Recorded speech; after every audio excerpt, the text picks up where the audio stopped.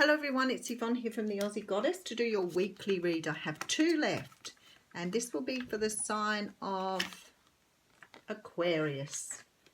Aquarius, thank you so much for subscribing to my channel. Please remember that these readings are general. They will not resonate with everybody. Make sure you check out other aspects of your natal chart before you look for another reader, before you find the reading you want.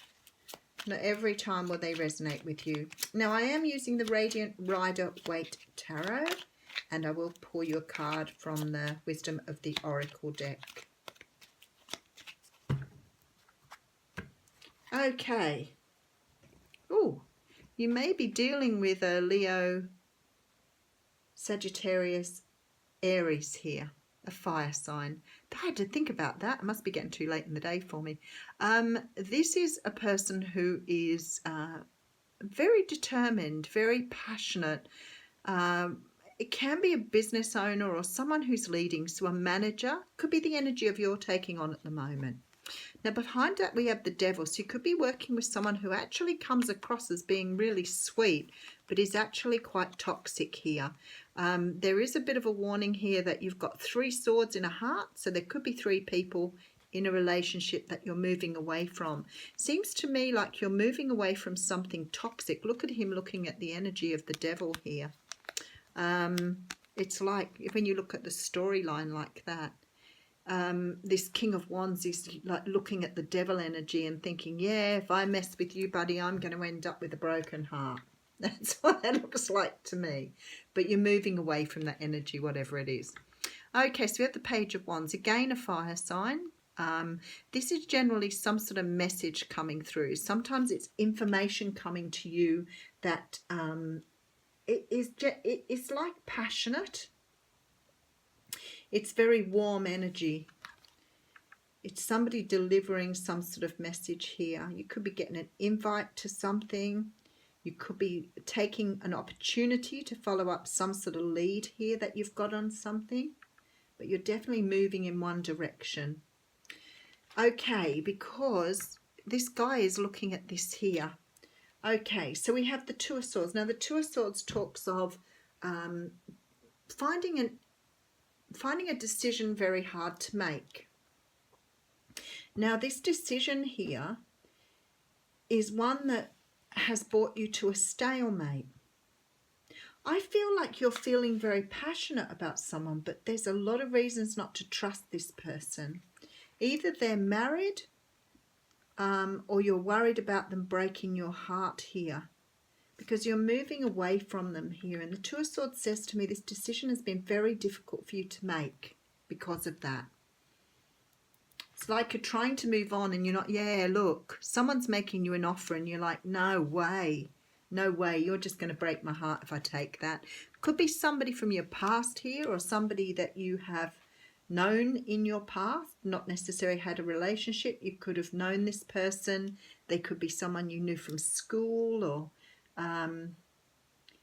and you are definitely looking at here cutting things out because you really feel that even though this person's giving you an offer, there's a good chance it could bring heartbreak. Okay, they're very determined though, so they're not going to give up that easily. Knight of Swords here. Fast-moving energy. Something to do with delivering a message. Something they want to tell you here. I don't think it's past relationship though. 10 of Cups. So someone's offering you something really good here, but you don't trust where this offer is coming from. And look at this. There's the Fool. So you want a brand new start. But this 2 of Swords says to me, are you taking this start on your own or are you willing to take a leap of faith with this person? Oh, something karmic here. This is some sort of karmic situation. It's creating a lot of turmoil and a lot of like in your head thinking about it. But it is a wish come true. Okay. All right. Now I've got it.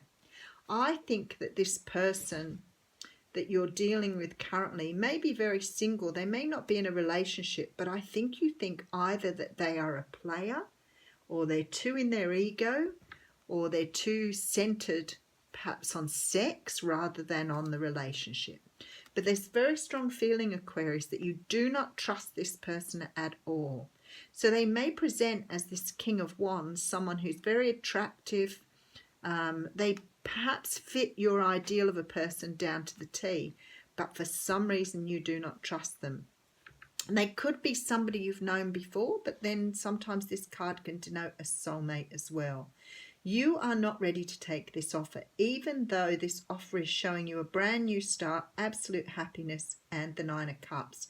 This energy of this person is perhaps you feel this person isn't the right person for you in terms of they don't fit your ideal of how a person should be. Perhaps they fit in terms of the way they look, the way they act. They might be very sexy. They may be very sort of attentive, but it's like you don't trust that. It's like the energy here is something that you have not encountered before. They may be very over the top, so you may be a little nervous about starting something up with them because the offer's coming in and you're just not accepting it. It's like it could be a player. I have to say that even though it's sort of not Knight of Wands energy, this Knight of Swords is giving me the same sort of vibe. I think you think this person's a player. I think you're not believing them when they tell you they want something going on, and their messages will be passionate and very honest with you, but you're just not trusting it. And what I get here is this is karmic return. So it's not a karmic relationship, but it's more like this is what you deserve.